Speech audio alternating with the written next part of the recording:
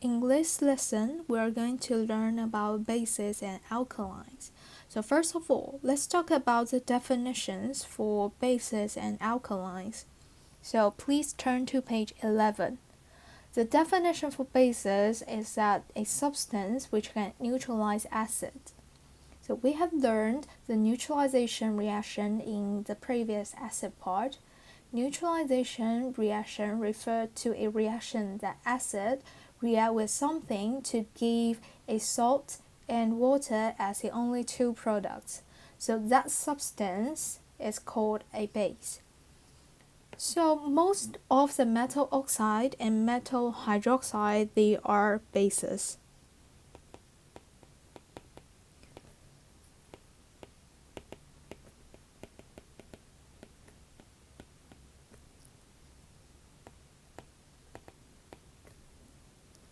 Sorry.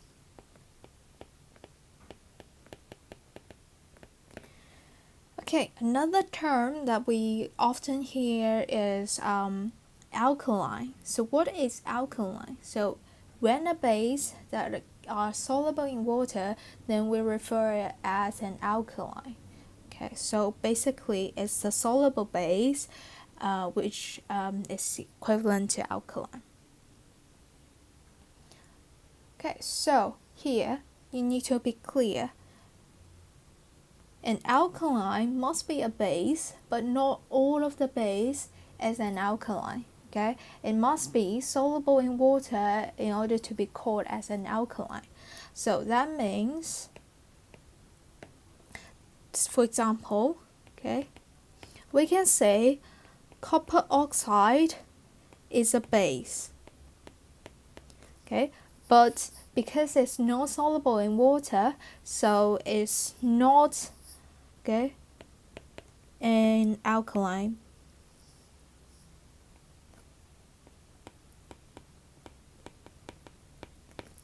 Okay, on the other side, if we have sodium hydroxide, okay, it's a base.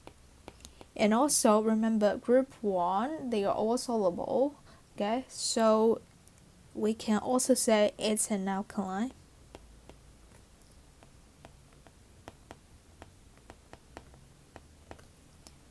Okay, so after we learned the definition for bases and alkalines, I want to quickly test you. Okay, so if I give you this one, okay, is sodium carbonate an alkaline or a base?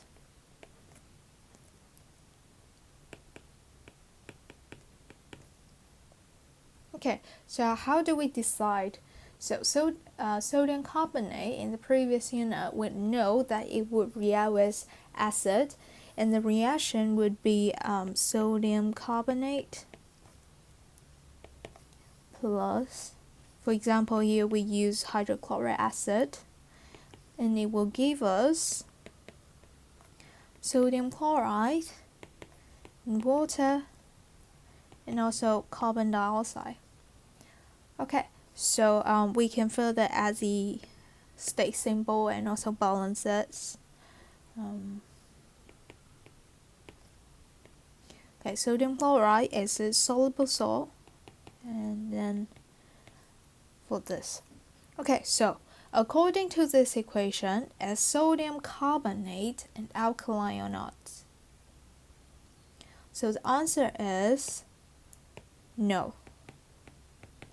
Okay, and why? Okay, so for this reaction, yes, it produces a salt, and also it produces water. However, it also produces carbon dioxide, so that means this is not a neutralization reaction. Hence, sodium carbonate is not an alkaline. Okay. So now let's move to the next part. Let me introduce some common bases used in our daily life, also in the laboratory. So the first one is sodium hydroxide. The formula is NaOH. So it's commonly found in oven cleaner and dry cleaner, and recently we mention it a lot because it also has some other property as a sterilizer, which can kill virus. But this property we're gonna talk about in grade 11. And for that property, it's not due to sodium hydroxide, it's something else. Again, please wait, and we're gonna learn in grade 11. And the next one, potassium hydroxide formula is KOH, and it's commonly used to make liquid soap. Okay, and the third one, ammonia. Okay, the formula is NH3. It's commonly found in the window cleaner. The next one, calcium hydroxide. Okay, CaOH2. Okay, so remember, calcium hydroxide we say is slightly soluble in water. Okay, slightly soluble in water. And it's a common ingredient that we use to neutralize acidity in soil, because if the soil is too acidic, it's not suitable for the plants to grow. And for calcium hydroxide, we also give it a common name that we use in our daily life, or in the laboratory, we also call it slaked lime.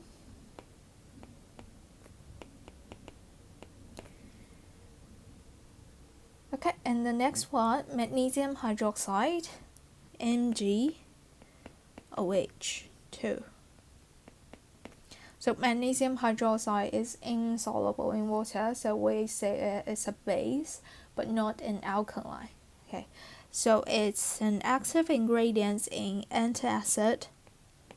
So that's a tablet that we eat when we feel stomachache. So it will neutralize the excess acid producing your stomach to help you relieve pain. And another ingredient that can also be used as antacid is aluminium hydroxide. Okay, so both of them can be used as antacid, which helps to neutralize stomach acidity. Okay, before we move on, since we introduced a common name here, slaked lime, I want to introduce two more substances that we commonly call it differently in our life.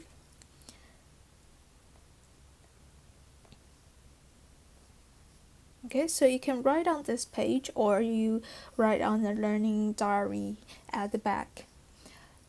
So just now we talked about the slaked lime, which is calcium hydroxide. Sorry.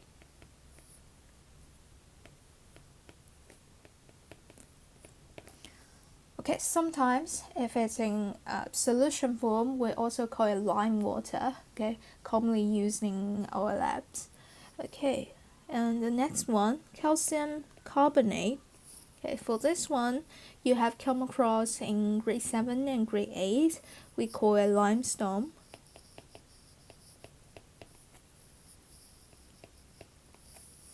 Okay, and another one, which is also a calcium compound, is calcium oxide. And for that one, we call it quicklime.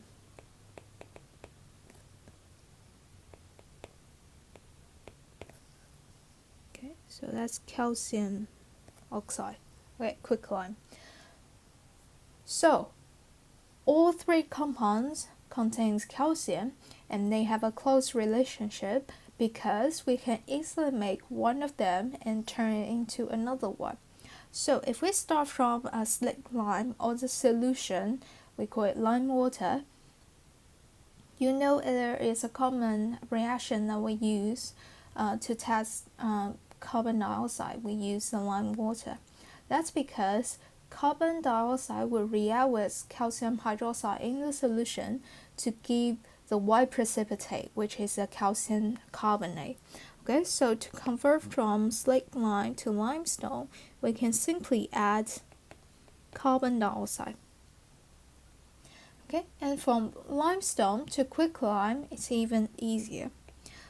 Limestone has a special property that when it's at high temperature, it will readily decompose to give calcium oxide and carbon dioxide.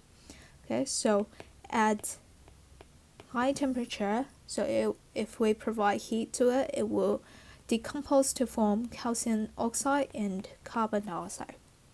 And for quicklime, if we want to change it into slaked lime, then we just need to dissolve it in water, and then it will form the lime water for us. Okay, so I want you to remember the three special compounds. Now, if we go back to this table, and we can take a look here, all the bases I would mention here, okay, except ammonia, they have something in common. Okay, they all have OH, OH, OH, OH. So that's maybe the thing that's responsible for its alkaline property, okay, which we're gonna talk about later. But first of all, let's summarize some of the properties that alkalines behave. So move on to the next page, the property of alkaline. You can actually taste alkaline by tasting a small amount of your shampoo. Of course, you should never you should not swallow it, but it will give you a sign that alkaline got a bitter taste. And of course, every day when you wash your hands or wash your hair, you will feel that all the alkaline have a slippery feel.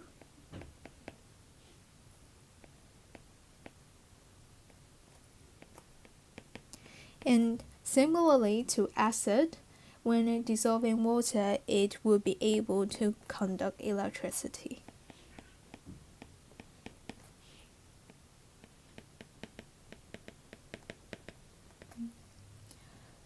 Okay, so now we got 3 checkpoint questions.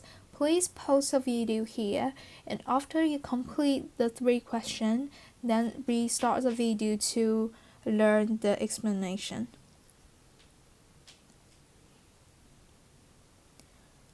Okay, so question 1. Which of the following household cleaners contains alkaline? As we mentioned on page 11, okay, all 3 substances all contains alkaline in it. So the answer should be D. Okay, so oven cleaner, it contains sodium hydroxide. Window cleaner, it contains ammonia. And drain cleaner, again, it contains sodium hydroxide. Next one, which of the following compound is a soluble base? Okay, or we can also say it's an alkaline. So first of all, we're looking for metal oxide or metal hydroxide. Okay, so first of all, we can cross out B. And then we take a look. Lead oxide, although it's a metal oxide, but it's insoluble. Okay, so it's not the answer. C, potassium hydroxide. Okay, all group 1, they are soluble, so C is the correct answer. Zinc oxide, okay, again, because it's insoluble, so that's not the answer we are looking for. And then question 3. Which of the following are the characteristic properties of dilute aqueous solution of alkaline? First one, they turn wet pH paper blue.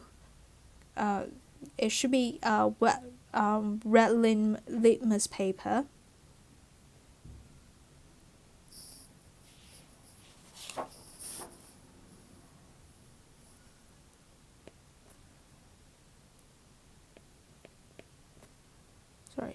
Wet red litmus paper.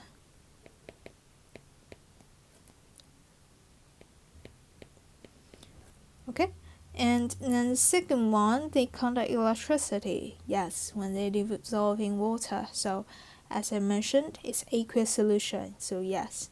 And they all have a soapy feel. Yes, very slippery. Okay, so D is also the answer.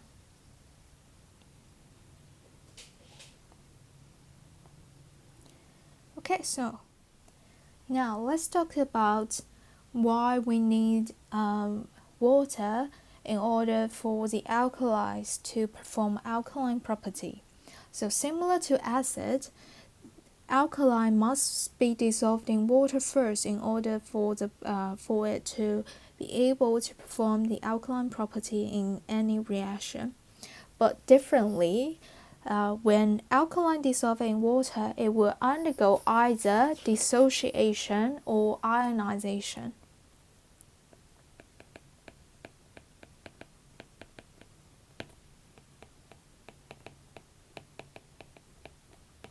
So what are the difference between these two types of reaction?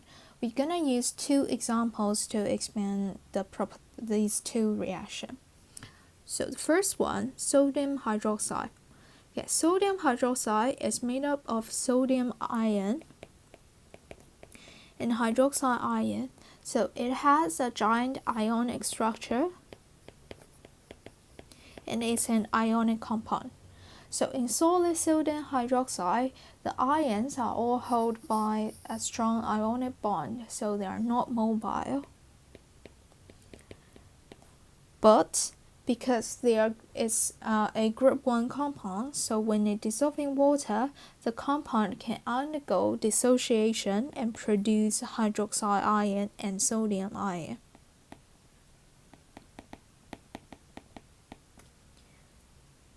Okay, so after it undergoes dissociation, the hydroxide ion produced is actually responsible for the alkaline property in the reaction. And similarly, this dissociation will happen for potassium hydroxide as well. Okay. Then let's move on to example 2, ammonia. Ammonia, why is an alkaline although it doesn't have the OH hydroxide ion in its formula?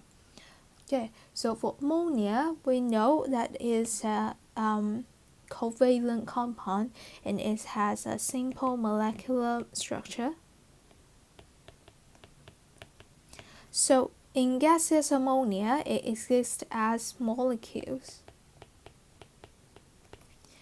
But ammonia is pretty soluble in water, and the covalent ammonia compound will undergo ionization, and then it will release hydroxide ion as the only negative ion in the solution. So this reaction, we call it ionization, and it's for molecules, or we can say it's for covalent compounds. Okay, again, it will release hydroxide ion, which is very important and is responsible for the alkaline property. So from the two examples above, we know that alkalis dissolve in water to give hydroxide ion,